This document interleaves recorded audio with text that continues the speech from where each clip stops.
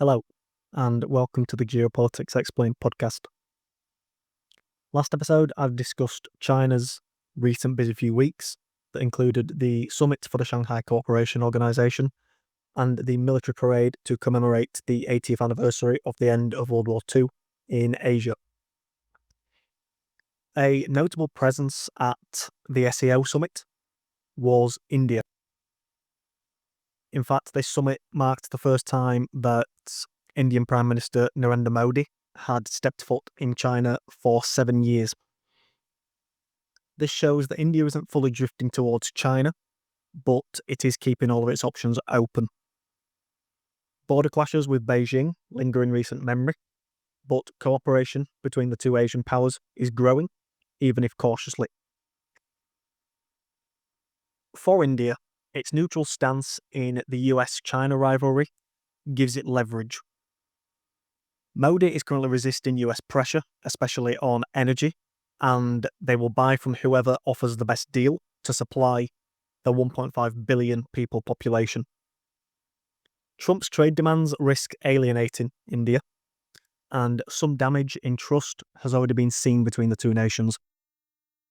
So in today's episode, I'm going to dive into India's attendance at the SCO Summit, and I'll then explore recent shifts in the India-US relationship and whether these will be permanent or temporary changes that we're seeing. So, to begin, China and India have been seen as natural rivals for decades in the past. Clashes in the Himalayas have damaged relations, but in recent years we have seen some improvement. Last year in Kazan, Modi referred to the, quote, very fruitful discussions which gave a positive direction to our relations when speaking about President Xi. So the spat between the Indians and the Chinese in the Himalayas, based on the current trend, is fading into the background. The 2020 Galwan Valley clashes do seem like a distant memory. At the Shanghai Cooperation Organization Summit, China pledged to work towards resolving this issue between the two nations. If we zoom out into what I've been discussing over the last few weeks, which is the superpower conflict or competition between the United States and China, we know that they clash in several different geopolitical realms, including trade, finance, and technology, among others, and that this relationship fluctuates between competition and conflict. But most importantly, as I concluded last episode, this relationship certainly isn't trending in a positive direction. This superpower narrative grows even more interesting when India is introduced into the picture. The nation is predicted to experience a sharp economic rise on the back of its technological services industry, with Goldman Sachs predicting India to be the second largest economy in the world by 2075. This would see India split the Chinese and the Americans, with China projected to become the world's largest economy, and the United States projected to fall to third place. So, this geopolitical relationship between the United States and China is already deeply interesting and can be explored over multiple realms, but introducing India adds intrigue. This is because with the multipolar world emerging, India naturally remains sat on the fence. Now, the Indians are a part of both the SCO and BRICS, but they're also a part of the Quad, along with the United States, Australia, and Japan. The Quad is interpreted by many analysts to be efforts by the United States to keep India from growing too cozy with the Chinese.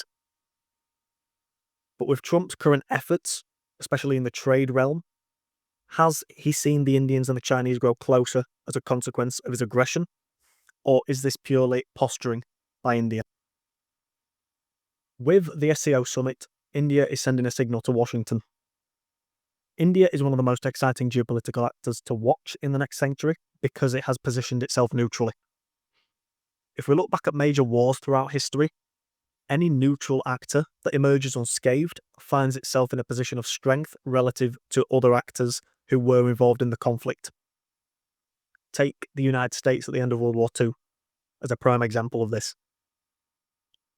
India currently benefits from its lack of direct involvement in the US-China geopolitical tussle. But Recently, due to Trump's efforts, we have seen the field of play shift.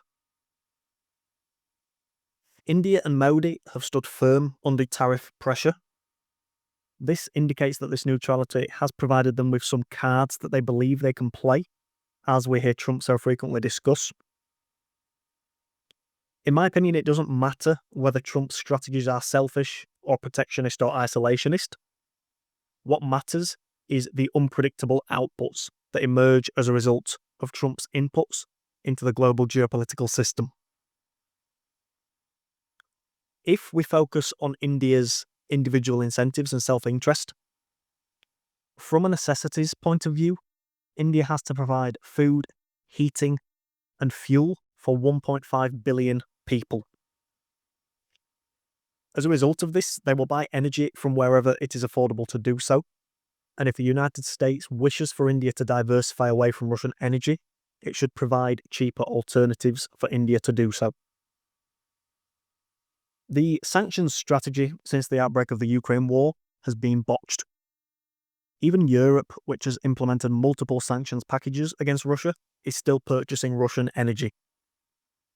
Most of the time, this Russian energy comes diverted through another geopolitical actor. Often, this was India. It seems to be that currently this is the situation that Trump is attempting to stop.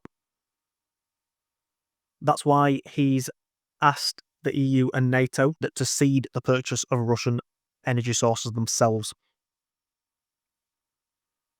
However, in Trump's pursuits here, he finds himself coming up against a rising alternative global system that has clear interest from many nations. Trump is also struggling with the fact that he can't push India around as he does the Europeans. To improve geopolitical relations between two nations, mutual benefits and win-win relationships are often a prime pillar. Over time, this deepens mutual trust and expands cooperation.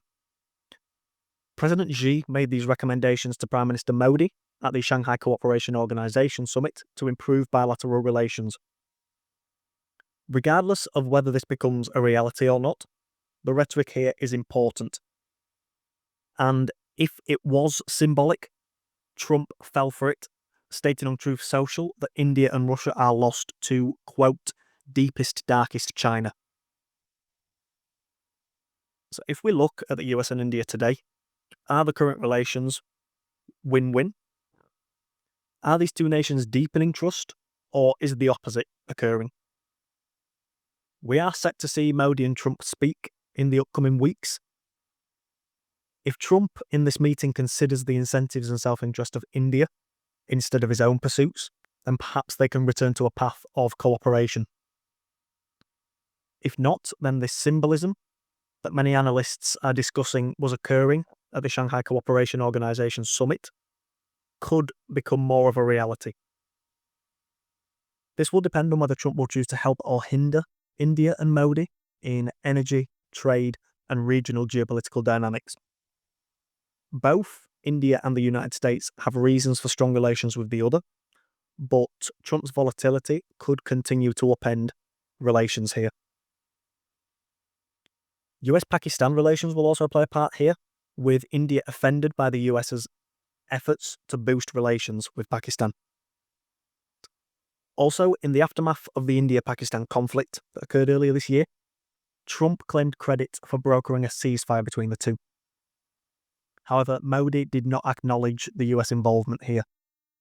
This could also be a driver of Trump's recent moves. Have his feelings been hurt, and is he now attempting to take that out on India in the trade realm? We also saw the trade deal between the United States and India collapse. Limited progress was made here due to agricultural issues, especially dairy products. This once again reaffirms that Modi will prioritise providing necessities to his population, and he won't bring domestic suffering to benefit other geopolitical actors, and that includes the United States. Modi also has one of the highest approval ratings of any democratically elected global leader from any nation, and he would like to maintain that. In this situation, what is clear is that this isn't a huge Indian pivot to China. Tensions between India and China remain in the background, and we've seen no irreversible progress that has been made in boosting relations between the two. Any takeaways from the SCO Summit were purely symbolic. But the same is clear for India-US relations. They are tense, but not irreversibly so. India, in the moves that it's been making over the last few weeks, is maintaining its neutrality and is sending signals to the United States. We'll soon see if India will maintain their neutrality or if Trump will attempt to force them to pick a side. If this does occur, the scenarios are plentiful and unpredictable. Some seeds have also recently been sown that India would lean more towards the side of the emerging alternative world order. India's National Security Advisor immediately visited Moscow after trade talks collapsed between India and the United States, and Modi is set to receive Putin in India in December. So even if a positive deal does emerge here between the United States and India, the Indians could well forgive on the surface, but they likely won't forget, and the trust here could be permanently damaged. So Trump continues to attempt to reverse the indicators that are showing that the US empire is declining. We've also seen Trump attempt to pressure the EU and NATO into implementing 100% tariffs on India and China. The EU also imposed sanctions on India's Nayara energy refinery for trading in Russian oil. This then led to Saudi Arabia and Iraq suspending oil sales to the refinery. So, as Trump seeks to play the cards that he has, and then seeks to consolidate this hand, will he end up alienating many other players within the game? This will be told over time, but one such player who Trump could potentially alienate in the next few weeks is India. That's all for today. If you enjoyed this episode, why not leave a review on the podcast platform of your choice? I've been Dylan. I'll talk to you next time.